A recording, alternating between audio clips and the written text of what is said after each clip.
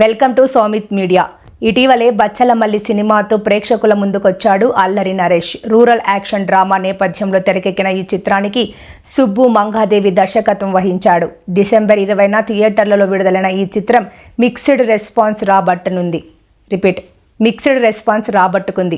ఈ చిత్రంలో అమృత Iyer female lead రోల్లో నటించింది. అల్లరి నరేష్ వన్ మ్యాన్ షోలా సాగే ఈ సినిమాను థియేటర్లలో మిస్ అయిన వారి కోసం డిజిటల్ ప్రీమియర్ అప్డేట్ వచ్చేసింది. బచ్చలమల్లి అమెజాన్ ప్రైమ్ వీడియోలోకి ఎంట్రీ ఇచ్చేశాడు. మరి ఈ చిత్రం ఓటీటీ ప్లాట్ఫామ్లో ఎలాంటి రెస్పాన్స్ రాబట్టుకుంటుందో చూడాలి. హాస్య మూవీస్ బ్యానర్పై రాజేష్ దండా, బాలాజీ గుప్తా సంయుక్తంగా తెరకెక్కిస్తున్న ఈ మూవీకి విశాల్ చంద్రశేఖర్ సంగీతం అందించాడు.